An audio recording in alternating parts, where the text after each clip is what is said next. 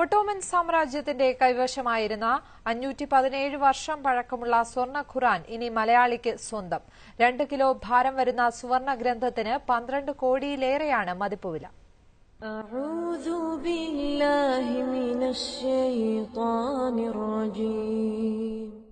വിജ്ഞാനത്തിന്റെ താക്കോലായ ഖുർആന്റെ അമൂല്യശേഖരം കരസ്ഥമാക്കിയിരിക്കുകയാണ് നാദാപുരം സ്വദേശി ഹാരിസ്. 22 കാരറ്റ് സ്വർണത്തിൽ പൂർണ്ണമായി കൈകൊണ്ടെഴുതിയതാണ് ഇതിലെ എല്ലാ ആയത്തുകളും. 2 കിലോ ഭാരം വരുന്ന ഈ സ്വർണ്ണ ഖുർആന് 70 ലക്ഷം ദിർഹം അഥവാ 12 കോടിയിലേറെ രൂപയാണ് മതിപ്പുവില.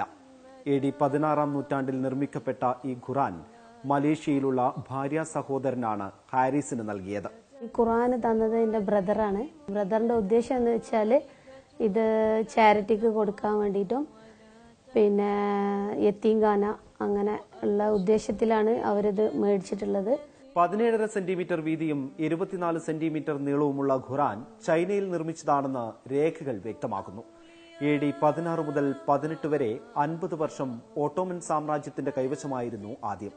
പിന്നീട് 339 വർഷം ചൈനയിലെ മുസ്ലിം ടീച്ചേഴ്സ് സൂക്ഷിച്ചു. സ്വർണ്ണ ഖുർആന്റെ 7ാമത് ഉടമസ്ഥനാണ് ഹാരിസ്. 2 വർഷത്തോളം സമയമെടുത്ത് രേഖകളെല്ലാം ശരിയാക്കിയതിനു ശേഷമാണ് ഖുർആൻ പ്രതി മലേഷ്യയിൽ നിന്നും അബുദാബിയിൽ എത്തിച്ചത്. ഖുർആൻ പഠിച്ചു കഴിഞ്ഞാൽ പിന്നെ എൻ്റെ ജീവിതത്തിൽ എല്ലാമായി. പിന്നെ ഞാൻ മരിച്ചു കഴിഞ്ഞാൽ പോലും അതിനെനിക്ക് പേടിയില്ല എന്നുള്ളതാണ് നമ്മളെ വിശ്വാസം. അമൂല്യ സമ്പത്തിനെക്കുറിച്ച് പുറം ലോകം അറിയണം, ചരിത്ര വിദ്യാർത്ഥികൾക്ക് ഉപകരിക്കണം. അതുകൊണ്ട് തന്നെ സ്വർണ്ണ ഖുർആൻ ഏതെങ്കിലും മ്യൂസിയത്തിന് കൈമാറുകയാണ് ലക്ഷ്യം. ഇക്കാര്യം അറബ് രാജകുടുംബങ്ങളുടെയും പുരാവസ്തു ഗവേഷണ കേന്ദ്രത്തിന്റെയും ശ്രദ്ധയിൽപ്പെടുത്താൻ ഒരുങ്ങുകയാണ് ഈ നാദാപുരംകാരൻ. ക്യാമറാമാൻ സുജിത് സുന്ദരേഷിനൊപ്പം KR Arunkumar, Asianet news, Abu Dhabi.